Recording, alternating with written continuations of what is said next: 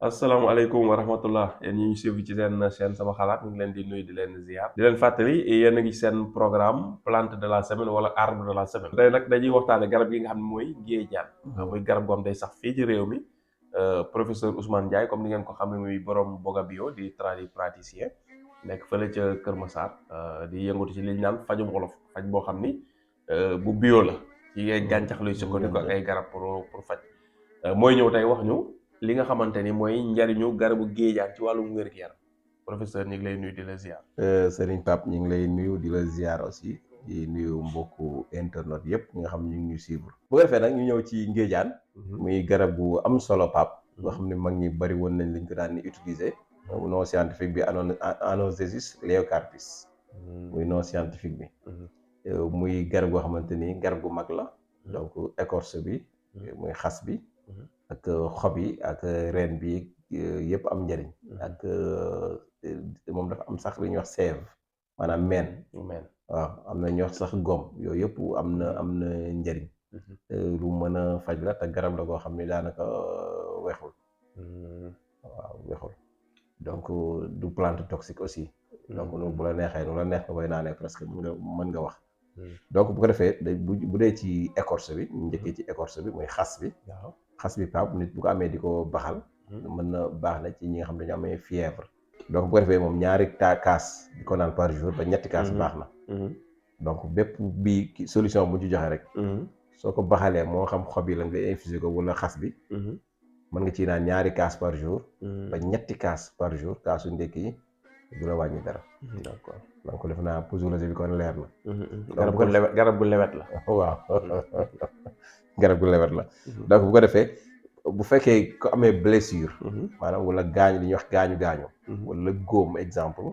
boo amee xas bi sunguf bi. boo ko jëlee tamit di ko ci def moom it baax na. ci góom.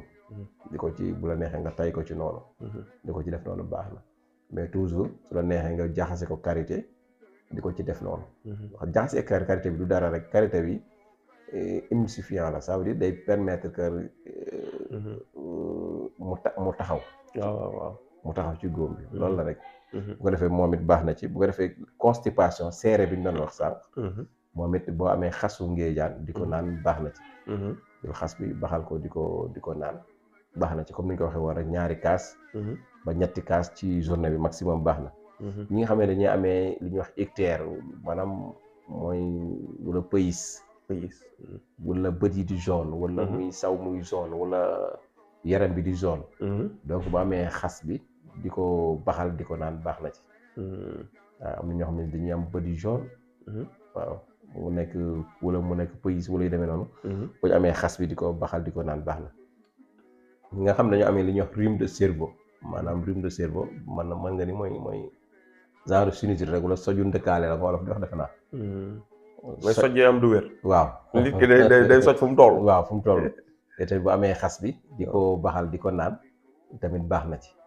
donc loolu ñuy wax rhume de cerveau day ñi nga xam ne day ñëw ba ci bopp bi. noonu la tudd. migraine nga xam dañuy amee bopp bi metti tamit. bu nga xam ne dañu amee bopp bi metti mu leen di daaneel parfois bu ñu amee xasu ngéejaan. moom it di ko baxal di ko naan yàlla mën na def mu saafara leen. ñi nga xam dañu amee la dysenterie amibienne. dysenterie amibienne mooy biiru taj ñi. waaw biiru taj ñi wala biir biy daw aussi parfois. ñaar yëpp baax na ci moom it boo amee xas bi. di ko utiliser yàlla mën na ci def tawféex mën na ci def saafara. biiru taj ñi waaw. les infections urinaires dañuy wax infection urinaire maanaam ñi nga xam ne ñi am problème mu jafe-jafe ci wàllu saw. ci wàllu saw moo xam saw muy metti la. moo xam saw muy tàng la. wala saw muy dagg la wala saw. moo xam ne du continuer wala yu demee noonu daal maanaam jafe-jafe daal am nga ko ci wàllu saw. ak xeetu jafe-jafe bu mu ci mën di nekk. moom la ñuy wax les infections urinaires bu fekkente ni am na xasu ngéejaan. di ko baxal di ko naan yàlla mën na koy saafara. waaw ñaari kaas. ba ñetti kaas ci journée bi waaw par jour. donc mën na ko baaxal léegi ñi nga xam dañoo amee anémie nga xam dañoo manqué deret. ñi nga xam dañoo manqué deret tamit mën nañ ko am di ko naan moom it baax na ci. moom it anti âge la maanaam tey ngéejaan Pape xas bi boo koy naan day dem ba raxas sa deret.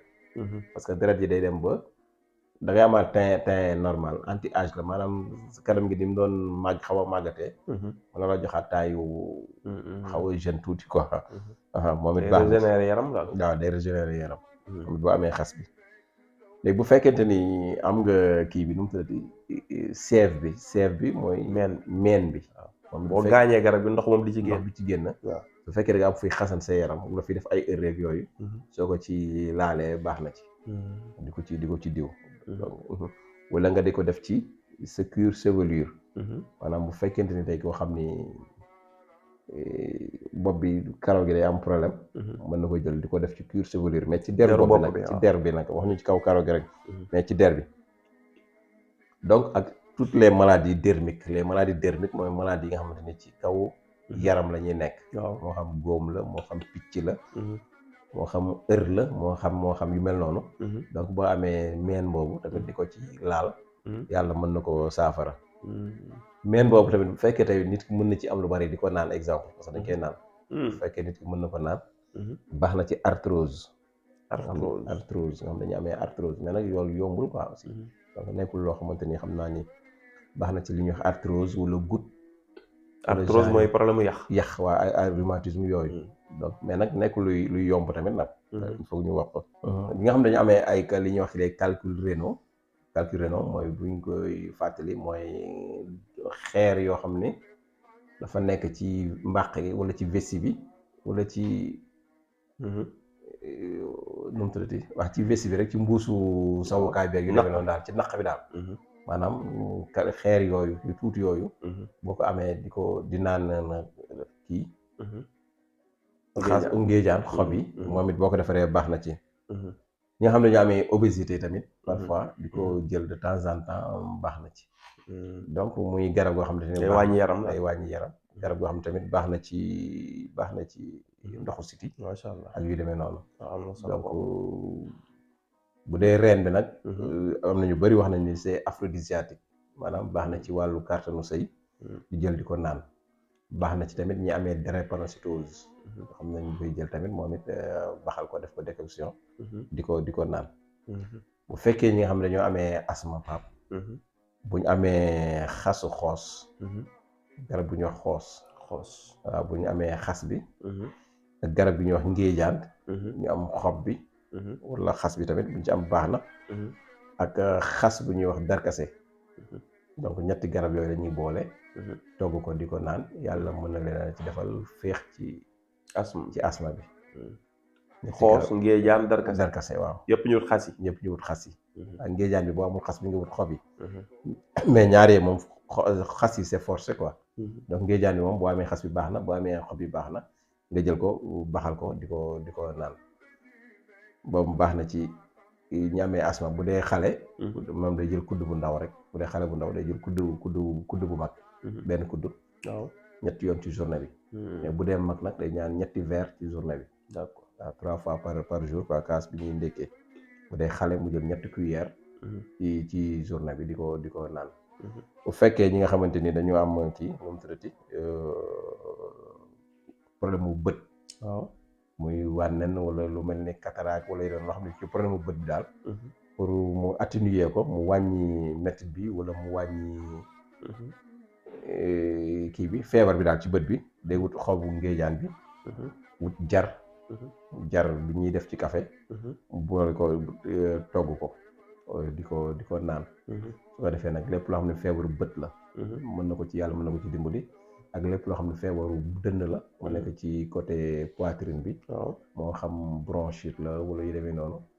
xeetu feebaru dënn yooyu daal tamit mën na ci baax daal. d'accord donc daal gis nga loolu ñu indiwoon ci. macha allah yàlla na solo. yàlla nañu yàlla may dégg. amiin waa ak jëfe.